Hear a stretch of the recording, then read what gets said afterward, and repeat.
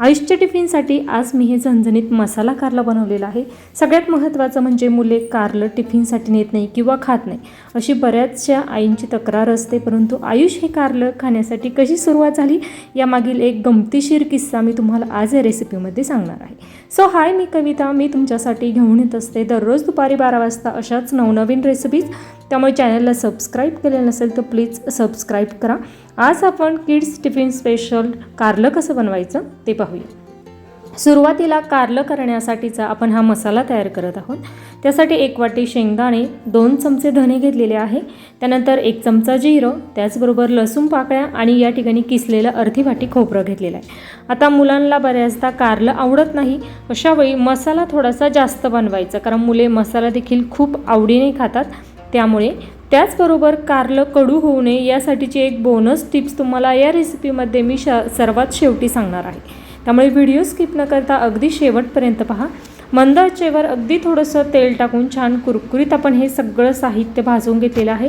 सगळ्यात महत्त्वाचं म्हणजे यामध्ये भाजलेले शेंगदाणे असतील, खोबरं असतील, सगळं कुरकुरीत छान असं भाजलेलं असायला हवं। त्यानंतर पॅनमध्येच मी छान थंड करून घेतलेलं आहे। त्यानंतर मिक्सरच्या भांड्यामध्ये आपण टाकूया अर्धा चमचा मीठ, मसाल्यासाठीचंच हे मीठ वापरायचं आहे। त्यानंतर यामध्ये टाकूया कांदा लसूण मसाला। या ठिकाणी कविताज किचन स्पेशल कांदा लसूण मसाला आहे। जर तुम्हाला घ्यायचा असेल तर 70 20 16 21 00 या नंबरवर नक्कीच संपर्क करा। त्याचबरोबर अगदी थोडीशी लाल मिर्च पावडर, कारण लहान मुलांसाठी करताना तिखट करणार नाही। मिक्सर चालू बंद करत छान असा आपण हा कारल्यासाठीचा मसाला दळून घेतलेला आहे। तुम्हाला हवं तर ठोसर ठेवायचं असेल तरी देखील ठेवू शकता।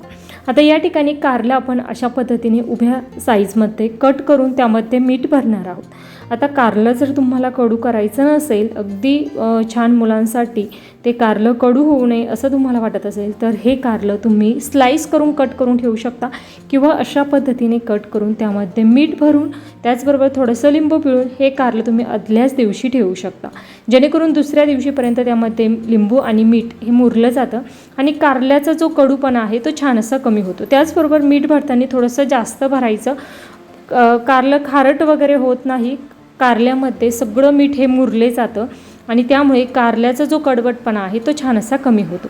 त्यानंतर पॅनमध्ये टाकूया तेल, तेलामध्ये आपण हे कारलं ठेवणार आहोत। त्यानंतर आता तुमच्याकडे जर वेळ नसेल तर तुम्ही छान अशा गोल स्लाइस करून, गोल चकल्या करून त्या तुम्ही तव्यावर तेलामध्ये छान असे शिजवून घेऊ शकता, परंतु मी अशा पद्धतीने छान असं ते शिजवून घेतलेलं आहे। यामध्ये लिंबूचा रस टाकताना व्हिडिओ स्किप झाली होती, त्यामुळे लिंबूचा रस हा वापरायचा आहे।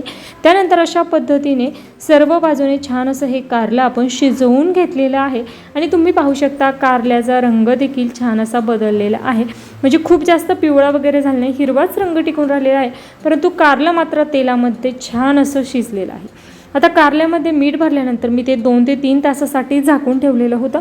तुमच्याकडे जर वेळ असेल तर तुम्ही आदल्या दिवशी रात्रीच हे ठेवायचं आहे। आता यामागील एक गमतीशीर जर किस्सा म्हणाल तर अगदी आयुषसोबत मी खूप सगळा वेळ माझा स्पेंड करत असते।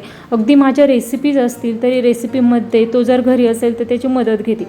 आणि सगळ्यात महत्त्वाचं म्हणजे आयुषला अगोदर कारलं आवडत नव्हतं, परंतु आयुषला माझ्यामध्ये जेवायला घेते आणि आयुषला पियुष समोर नेहमीच म्हणत असते की आयुष अगदी हुशार आहे, ज्या भाज्या सगळ्या मी खाते त्या भाज्या सगळ्या आयुष देखील खातो, आणि असं म्हटल्यामुळे आयुष देखील सगळ्या भाज्या माझ्यासोबत खाण्यास सुरुवात झालेला आहे आणि अगदी कारलं देखील आवडीने खातो। आणि हीच ट्रिक मी पियुषवर देखील वापरत असते। आयुष नसताना पियुषला देखील म्हणते की पियुष माझं खूप ऐकतो आणि पियुष देखील मी ज्या सगळ्या भाज्या सांगते त्या सगळ्या खातो, त्यामुळे पियुष देखील सगळ्या भाज्या खायला सुरुवात झालेलं आहे।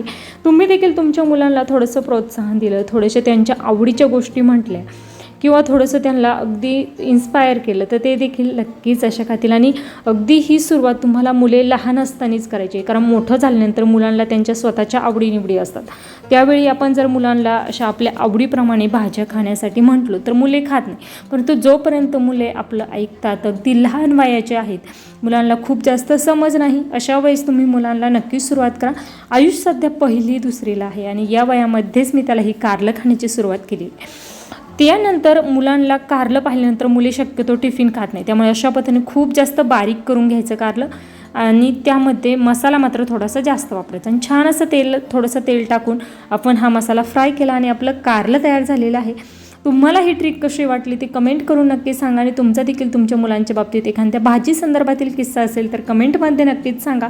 अगदी छान आपले टिफिन स्पेशल रेसिपी तयार झाली आहे. व्हिडिओ आवडल्यास लाईक करा, जास्तीत जास्त शेअर करा आणि प्लीज चॅनलवर नवीन असाल तर सबस्क्राईब करा, कारण वर्षभर एकही दिवस सुट्टी न घेता दररोज दुपारी 12 वाजता अशाच नवनवीन रेसिपीज आपण पाहत असतो. रेसिपी आवडल्यास कमेंट नक्कीच करा, त्याचबरोबर हाईप देखील नक्कीच करा. वेळात वेळ काढून माझी रेसिपी शेवटपर्यंत पाहिल्याबद्दल धन्यवाद.